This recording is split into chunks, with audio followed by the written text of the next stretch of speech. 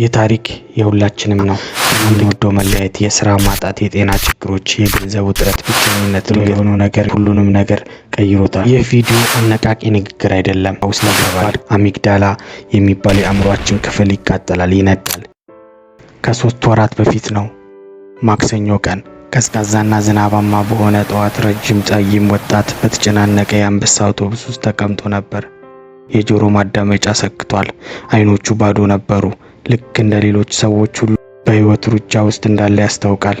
እንደ ሁልጊዜው በስራ ቦታው ደርሶ ስራውን ለመጀመር የተዘጋጀ በነበረበት ቅጽበት ህይወቱን የሚቀይር አንድ ደብዳቤ ደርሷል። ድርጅቱ ስለከሰረ ሰራተኛ እየቀነስን ነው ከይቅርታ ጋር የሚል የስንብት ደብዳቤ። የ8 ዓመታት የታማኝነት ጊዜ በአንድ አረፍተ ነገር ተቋጨ። ልቡ እየተንቀጠቀጠ ወደ ቤቱ ተመለሰ። ነገር ግን ሌላ እውነታ እየጠበቀው ነበር። የቤቱ አከራይ ከሚቀጥለው ወር ጀምሮ የቤት ኪራይ ጨምሯል። ድርድር የለም፣ ምንም ማስጠንቀቂያም የለም። አእምሮ ዝም እንዳለበት ወደ ውስጥ ገባ። ሲያወጣ ሲያወርዱ አለ። ከጭንቀት ብዛት ሀሳቦች እንኳን ለአእምሮ ውስጥ ሊመጡ አልቻሉም። እንዲመሸለት ባንኩ ውስጥ ያለው 79 ብር አሰበ። ራሱን ላይ የፌስ ሳቅ ሳቀ። ዝምታ፣ ጨለማ፣ የቆርቆሮውን ጣሪያ የሚመታ የዝናብ ድምፅ ብቻ። በሀሳብ የተሰደደበት ዝምታ ዓለም የስልኩ ጩኸት አነቃው። ከገጠር እህቱ ነበረች። እናታችን ታማለች፣ ገንዘብ በፍጥነት እንፈልጋለን፣ አስገባልን። አልመለሰላትም። ስልኩን ዘጋው። ህይወት የቆመበት ቅጽበት ያ ነበር። ህልሞች ቆሙ። ተስፋ ጠፋ። አልጮህም፣ አላለቀሰም፣ ደነዘዘ። ተስፋ የመቁረጥ ዝምታ። ፈጣሪን በሹክሹክታ ምን አድርጌ ነው ብሎ ጠየቀ። ቀጣዩ ጉዞ ነገ ተነስቶ የት እንደሚሄድ እርግጠኛ ሳይሆን መተኛት ፈራ። የታሪክ የሁላችንም ነው። አንድ ቀን ሳናስበው ተደግፈንበት የነበረውን በቅጽበት ይከዳንና ከምንወደው መለያየት፣ የስራ ማጣት፣ የጤና ችግሮች፣ የገንዘብ ውጥረት፣ ብቸኝነት ድንገት ልናስተናግድ የነገን ትርጉም ያሳጣናል። ነገር ግን ቀጥሎ የሆነው ነገር የልጁን ሁሉንም ነገር ቀይሮታል። ችግሮች በአስማት ስለጠፉ አይደለም፣ ነገር ግን በህይወት በጣም መጥፎ ወቅት ምን ማድረግ እንዳለብን ስለተማረ ነው። የዛሬ ቪዲዮ የሚያወራው ስለዚህ ነው። ይህ ቪዲዮ አነቃቂ ንግግር አይደለም። ለከባድ ቀናት እውነተኛ የስነ ልቦና የአእምሮ ሳይንስንና ተግባራዊ የማዳን መመሪያዎችን በ12 ምዕራፍ የያዘ ነው። እስከ መጨረሻው አብሮን ይቆየው። ምዕራፍ 1 ዘ ሾክ ፌስ፣ የድንጋጤው ምዕራፍ። ህይወት ሲፈርስ የመጀመሪያው ምላሽ ምክንያታዊ ምላሽ አይደለም፣ ድንጋጤ ነው። አእምሮ ወደ የመኖር ህልውና ሁኔታ ውስጥ ይገባል። አሚግዳላ የሚባል የአእምሯችን ክፍል ይቃጠላል፣ ይነዳል። የጭንቀት ሆርሞኖች ይለቃል። ማሰብ ደብዛዛ ይሆናል። ስለዚህ የመጀመሪያ ስራው ምንም ነገር ማስተካከል አይደለም። የመጀመሪያ ስራው ራስን ማረጋጋት ነው። በዚህ ወቅት 3 ነገሮችን ያደርጉ። ቁጭ ይበሉ። ለ1 ደቂቃ በቀስታ ይተንፍሱ። ጮክ ብለው ይናገሩ፣ አሁን ደህና ነኝ።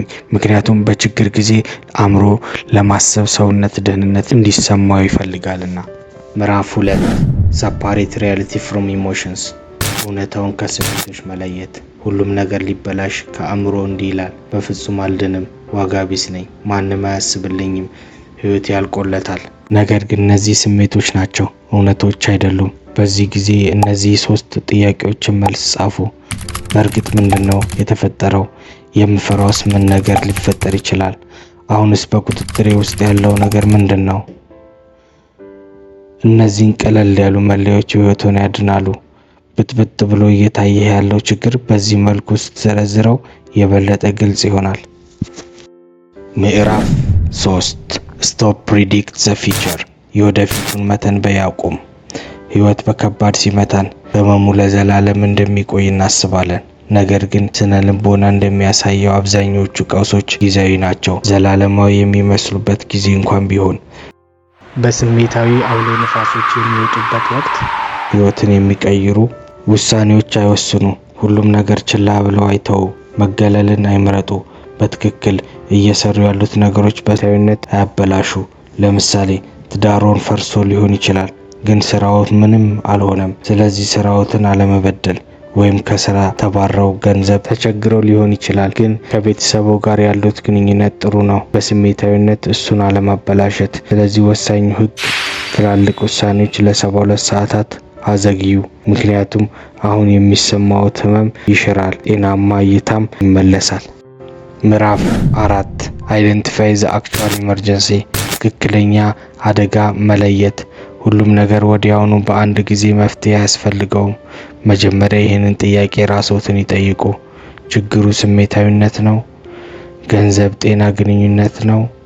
ወይም አእምሮ መድከም? ከዚህ አንድ ቅድሚያ የሚሰጠውን ይምረጡ። ህይወቶን በሙሉ በአንድ ቀን ለማስተካከል መሞከር ያቆሙ። ያ ጫና ብቻ ሊሰብሮት ይችላል። ምዕራፍ 5 ዘ ሞስት ላይፍ ሴቪንግ አክሽን ቴል ሰምዋን። እጅግ በጣም ህይወት አድን እርምጃ። ችግሮትን ለአንድ ሰው ይናገሩ። ሁሉም ነገር ሲበላሽ ራስን ማግለል አደገኛ አማራጭ ነው። ከሰዎች ጋር መነጋገር ችግሮችን በአስማት አይፈታም፣ ነገር ግን አእምሮ በፍርሃት እንዳይሰምጥ ይከላከላል። ለጓደኛ፣ ለቴራፒስት፣ ለዶክተር፣ ለቤተሰብ፣ ለመምህር፣ ለሃይማኖት መሪ፣ ለማንኛውም የሚያምኑት አንድ ሰው ያካፍሉ። ነገሮች ጥሩ እየሆኑልኝ አይደለም፣ እርዳታ ፈልጋለሁ ማለት ችግር የለውም። ጥንካሬ ማለት በዝምታ መሰቃየት አይደለም፣ ነገር ግን ሁሌ አዎንታዊ ነገር የሚመክር ሰዎችን ማማከር ጥንቃቄ አድርጉ። ምዕራፍ 6 ሪተርን ቱ ቤዚክ ሰርቫይቫል ኒድስ። ወደ መሰረታዊ ፍላጎቶች መመለስ። የህይወት ፈተናዎች በተጋፈጡ ወቅት ግቦችን ጊዜው ወደ ጎን በመተው መሰረታዊ ፍላጎቶች ላይ ብቻ ያተኩሩ።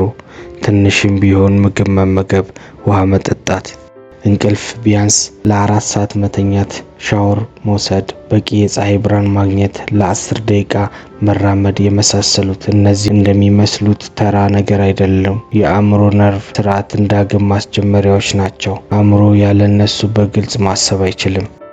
ምዕራፍ 7 አክሴፕት ዛት ግሪፍ ኢዝ ኖት ፌለር። ሐዘን ውድቀት እንዳልሆነ ተቀበል። አንዳንድ ጊዜ ነገሮች ይበላሻሉ። ህልሞቻችን ሲያበቃላቸው፣ ሰዎች ትተውን ሲሄዱ፣ ወይም እቅዶቻችን ሲቀየሩ። በዚህ ጊዜ ማልቀስ፣ እረፍት ማድረግ ወይም ጊዜ መውሰድ ይፈቀድልዎታል። ፈውስ ማለት ደህና እንደሆነው ማስመሰል ማለት አይደለም። ፈውስ የሚጀምረው እንደተጎዱ አምኖ ከመቀበል ነው። ምዕራፍ 8 ተርን ዘ ፔን ኢንቱ ኢንፎርሜሽን። ህመም ወደ መረጃ መቀየር። እያንዳንዱ ቀውስ መረጃ ይዟል። የሆነ ነገር አስተምሮ ያልፋል። ማዳመጥ ከቻለን። ለምሳሌ ህይወት በተለያዩ አጋጣሚ የሰጠችህን ማስጠንቀቂያዎች ችላ ብለሃል። ከልክ በላይ ራስን አሳልፈ ሰጥተሃል። የማይመቹ እውነታዎችን ቀድመህ አስወግደሃል። ቀድሞ የጎዳህ ቦታ ላይ አሁንም ቆይተሃል። ራስን ጠይቅ። ለምን እኔን ብለህ ከመጠየቅ ይልቅ ይህ የህይወት ፈተና ምን እያስተማረኝ ነው ብለህ ማዳመጥ ሞክር። ምክንያቱም እድገት ከምቾት አይመጣም።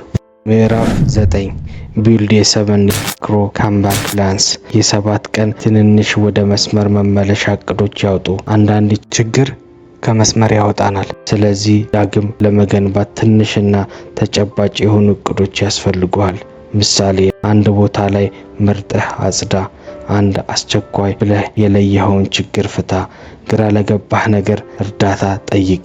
ሰውነትህን አንቀሳቅስ። ለ3 ስራዎች አመልክት ወይም አንድ በገንዘብ ራስን ማሻሻያ እርምጃ ውሰድ። ማህበራዊ ግንኙነት አጠናክር። ለአንድ ሰው ደውልና አውራ። እረፍት አድርግ እና ምን ላይ እንደደረስክ አካሂድህን ገምግም። እነዚህ ትንንሽ ድሎች በሳይንስ የተረጋገጠ በራስ መተማመን እንደገና መገንባት ይችላሉ። ምዕራፍ 10 ዘ ትሩዝ ፒፕል ፎርጌት። ብዙ ሰዎች የሚረሱት እውነት። ስኬታቸው ከምናደንቅላቸው ጠንካራ ሰዎች መካከል አንዳንዶቹ ህይወት ሁሌም ፍትሃዊ ስለነበረችላቸው አላደጉም። ህይወት አጥብቃ ገፍትራ ስትጥላቸው ወድቀው ስላልቀሩ ተመልሰው ስለቆሙ እና መራመዳቸው ስለቀጠለ ነው። ስለዚህ ታሪክህ አልተበላሸም፣ እንደገና በአዲስ መልክ የተጻፈ ነው። ምዕራፍ 11 ዌን ቱ ሲክ ፕሮፌሽናል ሄልፕ። የባለሙያ እርዳታ መቼ መፈለግ አለቦት? አንዳንድ ጊዜ ችግር ሲገጥም አእምሮ ከባድ ውጥረት ውስጥ ገብቶ መውጣት ይቸገራል። ስለዚህ እነዚህን የከባድ ውጥረት ምልክቶች ራሳችሁ ላይ የምታዩ ከሆነ የባለሙያ እርዳታ ያስፈልጋችኋል እና ችላ አይበሉ። ራስን የማጥፋት ሀሳቦች እያጋጠሙት ከሆነ፣ በየቀኑ ስራ ለመስራት አቅም የሚያጡ ከሆነ፣ በቋሚነት ፍርሃት የሚሰማዎት ከሆነ፣ ውጥረቱን ለመቋቋም ሱስ ውስጥ የገቡ ከሆነ ለሳምንታት ተስፋ ቢስ ሆነው ከቆዩ ቴራፒ ድክመት አይደለም፣ የአእምሮ ሕክምና ስትራቴጂ ነው። ምዕራፍ 12 ዘ ላይት ዩ ካንት ሲ ኢት። እስካሁን ማየት የማትችለው ብርሃን አሁን ላይ ጨለማ ብቻ ሊታዩ ይችላል። ነገር ግን ጨለማ የወደፊት ብርሃንን አለመኖር ማለት አይደለም፣ ብርሃኑን የጋረደው ነገር አለ ማለት ብቻ ነው። ያስታውሱ፣ ሕይወት በዚህ በፊት በሚሊዮን የሚቆጠሩ ሰዎች ከወደቁበት አንስቶ እንደገና ገንብቷል። እርስዎ በተለያዩ አይደሉም። እርስዎ ቀስ በቀስ በጸጥታ ግን ደግሞ በኃይል ደግሞ ይነሳሉ። አንድ ቀን ወደ ኋላ መለስ ብለው ያስቡ።